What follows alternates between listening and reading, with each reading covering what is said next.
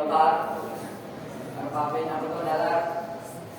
इल्मी सफ़र के हम सफ़र साथियों, अस्सलामु अलैकुम व रहमतुल्लाहि व बरकातुहू।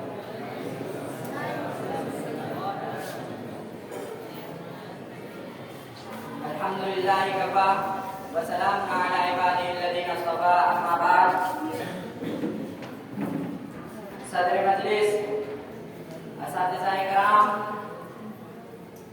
और मेरे अजीज साथियों, आज की इस मजलिस में मैं आप लोगों के सामने जिस मौजू के तहत बोलना चाहता हूँ वो है जंग आज़ादी में उलमाए किराम का किरदार।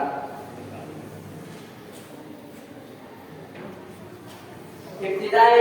सुबूत में खुसूसी तौर से हमको ये मालूम होना चाहिए कि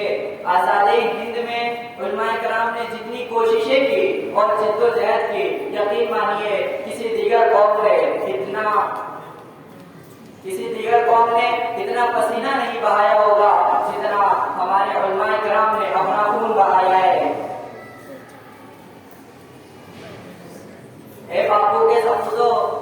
याद रखो, अब वक्त आ गया है कि हम माजी में उलमाए किराम के ईमा पर हमने अंग्रेजों को मार भगाया और उन्हीं की रहनुमाई में वो सबक जो कभी रेशमी रुमाल के नाम से पढ़ा गया और कभी गदर के नाम से कभी गदर के नाम से पढ़ा गया और कभी गदर के नाम से पढ़ा गया और कभी तहरीक तो कभी भारत छोड़ो की शक्ल में, कभी फतवा की शक्ल में। याद रखें, वो लम्हात याद करो जब कश्मीर से लेके कलकत्ता तक कोई ऐसा दरख्त खाली ना रहा जिसमें उलमाए किराम की लाश लटकी हुई नजर न आई हो। सुनो है आजादी के मुतवालो, इन उलमा में वो कौन सी खूबी थी जो कभी जिसे देखकर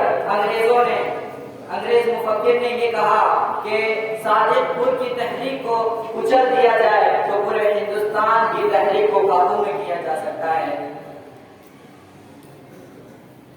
आखिर में आइए हम अहद करते हैं कि हम वतन के थे, वतन के हैं और वतन के रहेंगे, इसलिए कि सभी का खून है शामिल यहाँ की मिट्टी में, किसी के बाद का हिंदुस्तान थोड़ी है।